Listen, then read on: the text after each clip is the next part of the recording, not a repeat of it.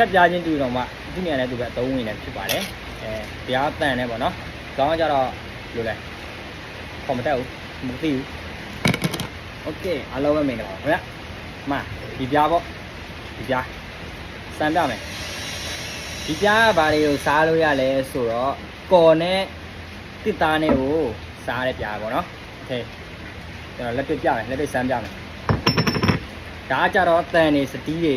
တခြားတွေအလူမီနီယံတို့ဘာလို့စားကောင်းတာပေါ့နော်ဒီကောင်ကိုနဲ့ကြတော့တစ်သားတို့ကျွန်တော်အဆင်မပြေဘူးပေါ့နော်ဒီမှာကြားတော့စားရနေတယ်ကြားတော့နော်โอเคကျွန်တော်ဒီကောင်နဲ့စားပြမယ်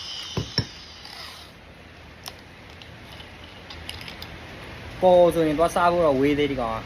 အကြီးပြိုပြီးတော့လာကတ်တယ်လာကတ်လို့ရှိရင်ပူလောင်တယ်ပေါ့နော်ဒီကောင်အဲ့ဒါကြောင့်မို့ဒီကောင်ကကြတော့ပေါ်တို့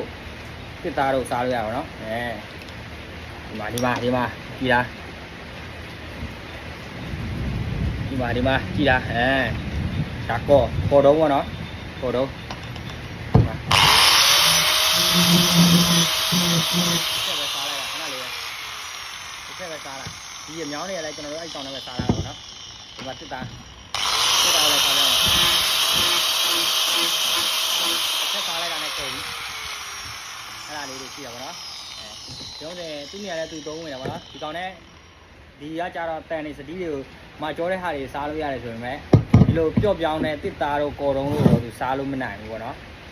အဲ့ဒါပြောမဆိုရင်သူ့နေရာနဲ့သူပဲအသုံးဝင်နေဆိုတဲ့သဘောမျိုးပေါ့နော်ထိုနည်းတူပဲကျွန်တော်တို့ဖြတ်နေတဲ့ဒီဗိုက်တက်ပြားလဲလေ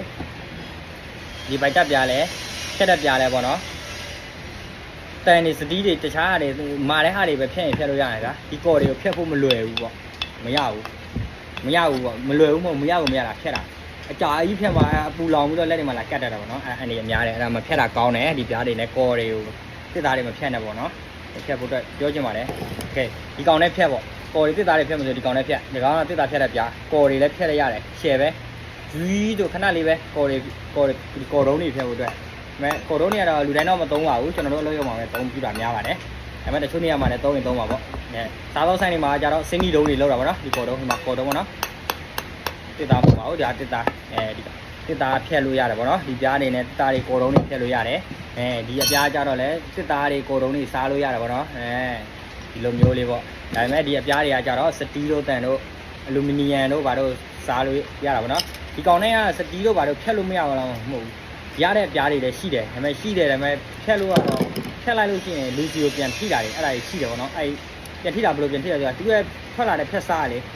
လာထိလို့ရှိရင်စိုက်တယ်ဗျာကျွန်တော်တစ်ခါဖြတ်ဖို့ရဆက်ကြီးမှကျွန်တော်တက်တာပြားကြီးပဲလေဖြတ်လိုက်တဲ့အချိန်မှာသူကပြက်တာတော့မြန်တယ်လှတယ်ဒါပေမဲ့ပြီးလို့ရှိရင်အဲ့ဒီကထွက်တဲ့အစတွေကကိုယ်စီပြန်လာထိတယ်လက်အိမ်မိုးလို့ရှိရင်လက်တွေမှာစိုက်နေတယ်တွေးတွေကပေါ့ကြတယ်အဲ့လိုမျိုးတွေရှိတယ်ပေါ့နော်ဒီကောင်တွေကလည်းဖြတ်ပြားချင်းတူတော့မှသူ့နေရာနဲ့သူပဲအသုံးဝင်နေဖြစ်ပါတယ်တရားတန်နေပေါ့နော်ခေါင်းကကြတော့လိုလဲခေါ်မတက်ဘူးမသိဘူးဒီကောင်ကလည်းတတ်တူပြားပဲပေါ့နော်တတ်တူလိုပဲကောင်ကတတ်တူပေါ့နော်တစ်သားတို့ပေါ်တို့စားတဲ့ကောင်ဒါလေးပေါ့နော်ညာတဲ့ line ပေါ်မှာတင်နေတွေ့တယ်ကျွန်တော်တို့မှလည်းရှိတယ်သုံးပြလို့ရတယ်ဆိုတာပြသပေးတာပဲပါတယ်ခင်ဗျာကဲပါခင်ဗျ